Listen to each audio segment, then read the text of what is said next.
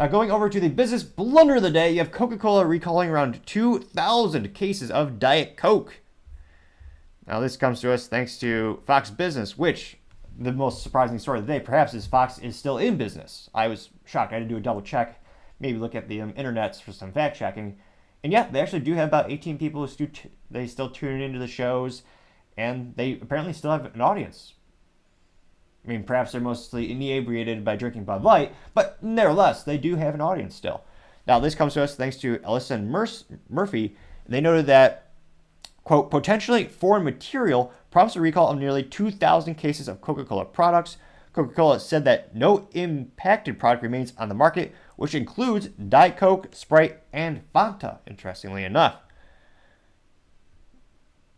Now, they noted that the risk of foreign or potential foreign material led to recall of the 12-pack and cases of 12-ounce Diet Coke, Fanta Orange, and Sprite cans.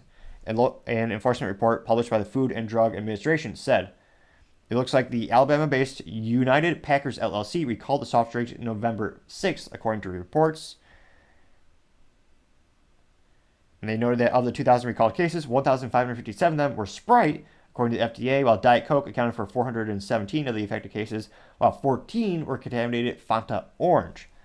The cases sported the Best Buy dates of January 29th, 2024 for the Diet Coke and July 29th, 2024 for the Fanta Orange and Sprite. 3 states in the South received the recalled Coca-Cola products. They were Alabama, Mississippi, and Florida. So, as always, Texas comes out on top. We're not affected. Hashtag Texas winning. Now, they noted that, quote, Coca-Cola Bottling United voluntarily recalled the limited quantity of Fanta Orange, Sprite, Diet Coke in the total of 28 stores in the following markets. Specifically, it looks like it was Valparaiso, Florida, Robertsdale and Mobile, Alabama, Gulfport, and Ocean Springs, Mississippi. This according to a Coca-Cola representative. And they also noted that, quote, no impacted product remains on the market, and recall activities in those markets are complete. And this is yet another issue is when you have third-party logistics and third-party fulfillment, one of these types of companies. So Coca-Cola, a lot of these companies, I mean, it's been decades since they've been in the actual bottling business. So a lot of them, such as Coca-Cola, they actually will make the syrups in-house. That's where you have the magical ingredients, 13 different herbs and spices I think they put in Coca-Cola or something like that, minus the cocaine. Well, unless you're Hunter Biden, but nevertheless. That's where they add all their special herbs and ingredients, their proprietary and their little magical secret formulas.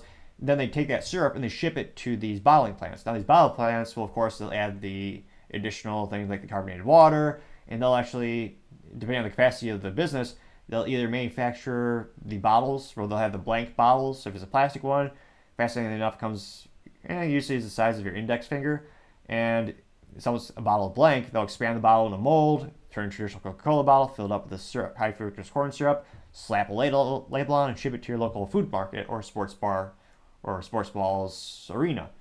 And that's the traditional business model or fulfillment model for soft drinks in the United States for many of these companies. Now, the issue is makes Coca-Cola look bad, but as the article noted, it was this third party, this bottling company. So it wasn't really Coca-Cola's fault. An instance where it would be your fault is if it had actually something in the high fructose corn syrup bags that they ship to these actual bottling companies. But nevertheless, it's still the biggest logos usually when it comes to these situations. That's the one that gets most affected because that's the one that gets the biggest press, which frankly is why I talked about the Diet Coca-Cola recall, because that's something that much more people drink more frequently. It's a bigger name than Sprite. I don't even remember the last time I even bought a Sprite, truth be told. But nevertheless, to have such an issue where Coca-Cola is known for having some of the strictest standards when it comes to their packaging, their materials.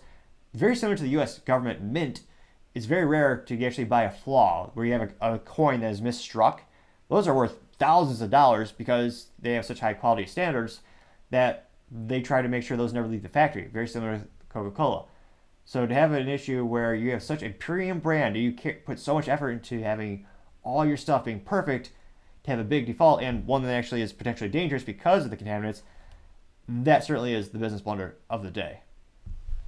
Thank you again for taking the time to tune in today. Again, I'm trying to get to 4,000 subscribers by the end of December, so if you click that button, I'd greatly appreciate it. Also, leaving a comment is a great way to give me some feedback to let me know what I can be doing better and how I can improve the channel. Lastly, don't forget to take time to tell your family, tell your friends, tell your coworkers, heck, tell your enemies, tell anyone and everyone. Just stay safe, fight the good fight,